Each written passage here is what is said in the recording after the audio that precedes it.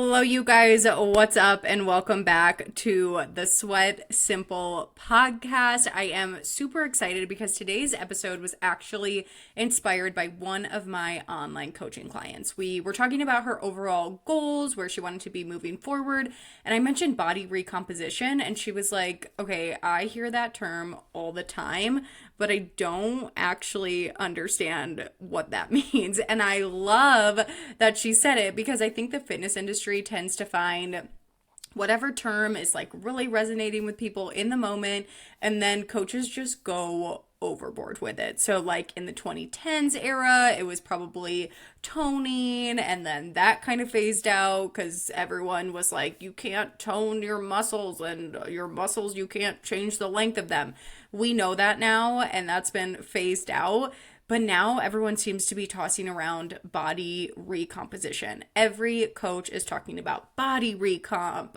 But what does that actually mean, and how do you achieve body recomposition? So over the course of this episode, I'm going to break it down for you so that you can understand not only what the heck body recomposition actually is, but how to go about achieving that for yourself. So at its core, body recomposition is changing your body composition. Oftentimes, this means losing fat and building muscle. Now, if you are brand new to strength training, and by that I mean you've been following a strength training program that utilizes progressive overload, and brand new means it's been, 6 months or less since you started this type of training, then it is possible to do this while you're in a calorie deficit. Now, again, this is a very specific type of strength training. I am not talking about if you are just going to the gym and lifting weights. That's still going to make it really difficult to actually build muscle. But if you are following a strength training program, like the type of personalized strength training programs that I give my online coaching clients, one that utilizes the same set of exercises over an extended period of time, like 4 to 8 weeks, and over the course of that period, you are increasing weight, increasing reps, increasing sets, using progressive overload, that is how you are going to build muscle. And when you are brand new to that type of strength training, it is possible to build muscle while you're in a calorie deficit. How? Since your muscles have never had this kind of stress before, they're going to adapt, and you will build muscle regardless of your calorie intake. Like, these are the much loved newbie gains that everyone talks about it. And this is one of those rare occurrences where you truly can build fat and lose muscle at the same time. Now, how long are you actually considered a beginner? Like I said, typically this is like really variable, and there isn't like a set amount of time, but typically it is 4 months to a year for most people. But we are all different. It depends on the type of training you were doing before you started this strength training. It depends on, just a large variety of things. But for most people, you can get these newbie gains, and you can build muscle while being in a calorie deficit from anywhere from like 0 months really, but they can tap out and you can stop seeing these benefits anywhere from 4 months to a year for most people. Now, this will also happen if you've taken an extended break away from strength training. So if you haven't done this type of training in 9 months to a year, and then you come back to it, you're going to see these newbie gains again, and you will be able to build muscle while you're in a calorie deficit. But what if this isn't you? Like, what if you are not new to strength training, you've been training like this for a long time, but you still want to change your body composition? Is it still possible? Yes, it is, but not by losing fat and building muscle at the same time. In order to lose fat, as we all know, you need to be in a calorie deficit, but at some point, you will need additional fuel in order to build muscle. That stimulus of this brand new training style at some point will not be enough, and your muscles will not adapt just from the new stimulus alone. You will need additional fuel, and by that, it means extra calories. Now, there are a few options you have moving forward for body recomposition as opposed to just fat loss. So you can move into maintenance, and you can focus more on building muscle because at the end of the day, muscle appears smaller than fat on your body. So the more muscle that you have, the leaner you'll look. This is often why if you look at those like side by sides, a lot of influencers will post like this is me at 155 and this is me at 165, or they weigh the same but their body looks completely different, and at the heavier weight they're actually like seem a lot smaller and slimmer. That's because typically in the second photo, when they're either the same weight or a heavier weight, they have more muscle, so they appear a lot smaller and leaner. Now, this is typically achieved when you're like body recomping at maintenance. So you're eating at maintenance levels, you're really focused on building muscle, but this is a slow process. I do want to be clear about that. Body recomping at maintenance can be a really slow process. So you have to be committed. You have to be okay with the fact that you're not going to see these huge changes to your body overnight like you would if you were building muscle and then losing fat, or like you would if you were in a calorie deficit and still building muscle at the same time. Like body recomp at maintenance is going to be a slow and steady process. Oftentimes, though, the last 5 to 10 pounds that you're trying to lose, lose by being in a calorie deficit, those are actually more about changing your body composition and building more muscle to change the actual appearance of your body rather than just losing more fat. So if you think that you have these like last 5 to 10 pounds that you really just want to lose, oftentimes it's not that you need to lose more fat, it's that you need to build more muscle. You just need to change the actual shape of the body. You need to build more muscle to achieve that toned look. I know we've ditched toned, but let's be honest, that's what a lot of us still really want. We still want to, have the muscle definition. And most of the time that comes from building muscle, not just losing fat. So if that feels like you, if you're like, I've got like 10 more pounds that I really want to lose, I know it's going to be a weird mindset shift, but I do really encourage you to maybe step away from the calorie deficit only and focus instead on eating at maintenance and really trying to build more muscle. Again, this can be a really slow process, but if you're okay with it taking a little bit longer and you don't want to gain additional fat in the process, and you're mostly just looking for like some extra flexibility in your nutrition and to change your body composition, maintenance is probably a really good way for you to body recomp. To be honest, this is where I sit 95% of the year. I just eat in maintenance. I focus on building muscle. My body composition slowly but steadily changes over time. I don't go through these periods of, really intense surpluses and then really intense cuts, which we're about to talk about. I just like to hold it really steady at maintenance. My body recomp still changes, but I don't have these like big fluctuations in my weight. It holds pretty steady, but you're still able to change your body recomposition while in maintenance. Now, if that doesn't sound like something you want to jive with, like you're like, I am not into the slow and steady progress, like I don't want it to take 6 months to a year before I start seeing these changes in my body, but you're already past this newbie phase, you can't get you can't build muscle while you're in a calorie deficit, there is another option, and that is to recomp by doing bulking and cutting phases.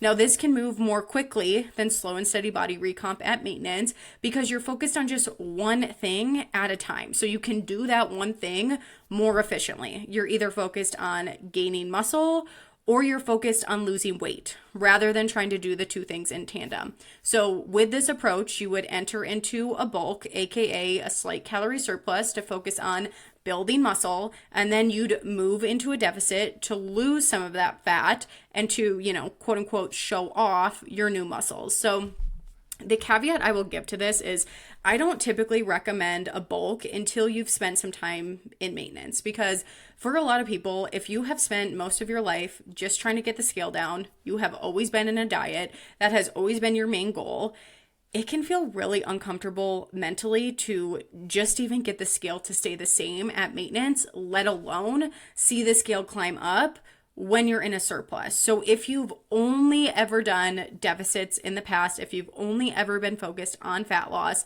I would encourage you to go through a period of maintenance, at least briefly, before you start one of these bulks. I just think mentally it can help you be a lot more prepared for what to expect. You can be a lot more comfortable with the slight scale gain, and you're not going to be as quick to immediately be like, oh my God, the scale's moving up, I can't do this. And then you give up before the bulk is even started. So that would be my one caveat. If you haven't done any sort of maintenance before, start there, and then we can talk about more of these purposeful bulks and cuts. Okay, so should you start with a cut or a bulk? Like, which one do you start with?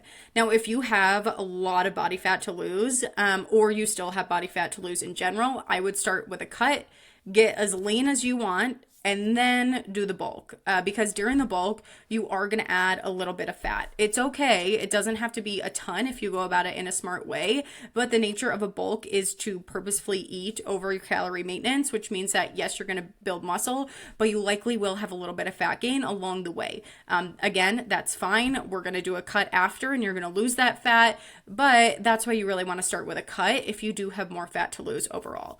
Now, how do you actually go about doing a cut? A cut is just a fancy way of saying a fat loss phase or eating in a calorie deficit. And if you need help calculating your calorie deficit calories, DM me on Instagram with the message Body Recomp podcast, and I'll send you my calorie deficit calculator. That's going to get you all set up and really help you understand how exactly to execute your very first cut.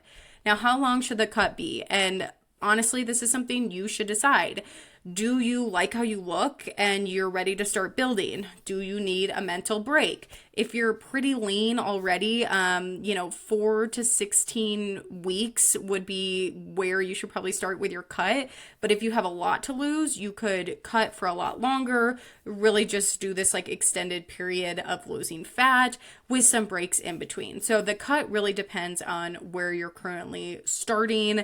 If you have a lot of fat to lose, or if you're already at a good weight and you're just looking to build more muscle, that's really going to determine how long your cut should be. So once you finish your cut, or this phase can be reversed, then you're going to go into your bulking phase. Now, I recommend your bulk be at minimum 8 to 16 weeks. Reason being is because 1 month just isn't really long enough to put on a substantial amount of muscle. So it's like you'll just have been getting started and then you'll immediately try to go into a cut. That's not really enough to really see some serious progress. So I would recommend at minimum 8 to 16 weeks. And you can add about 300 to 500 calories a day to where your maintenance is at. That's a good starting point. See what that does for you. After 30 days, if you have a lot of energy, if your workouts are feeling really good, if you notice your strength is increasing, if you're starting to see more of that muscle definition come through, you don't have to add a ton of calories. 300 to 500 calories a day on top of your current maintenance is a great place to start. So we're going to do that for 8 to 16 weeks. And then if you want, you can then go back into a cut, and then you'll lose any fat that you gained during this bulking phase, and you'll have more muscle definition that you gained during this bulking phase. And you'll really be able to like show off those new muscles. And really the process of cutting and bulking is just going back and forth between the two. And at the end of the year, you'll have lost fat and you'll have built muscle. But you do so in a little bit of a more effective way because you're really only focusing on one thing at a time. So you're able to be a lot more purposeful with that thing rather than trying to do both of the things in tandem, which is just a much longer process. So this is kind of where you decide. You have 3 options here. You're either a brand newbie and you can eat in a calorie deficit and still build muscle. Amazing. Keep focusing on that. If you are not new to strength training anymore, it's been longer than 4 months to a year since you've been following this training style, you have those 2 options moving forward. You can either do a slow and steady body recomposition at maintenance, or you can make the decision to do more purposeful cut and bulks, knowing that yes, you will gain a little bit of fat. Yes, you will need to restrict your calories a little bit more when you move into that cut. But at the end of the day, you'll build muscle and you'll lose fat a little bit more intentionally. And you might see some of these body composition changes a little bit more quickly than if you just stay at maintenance for the rest of the year. Now, a few final notes on this. This only works if you're going about it in the correct way. So that means following a strength training program. Like I said, like I get my online coaching clients that really focuses on progressive overload and helping you build muscle over time. It also only works if you are eating adequate protein. That is so key for gaining and retaining muscle mass. You really want to shoot for about 0.7 to 1 grams of protein per pound of body weight. However, this can be really individual depending on which of these routes you decide to go on, what your current protein intake looks like, what your diet looks like overall. So it can be really helpful to have a coach like myself calculate these numbers for you, but make sure you're focused on protein through this whole process. And then also make sure that you are lifting heavy enough in your workouts.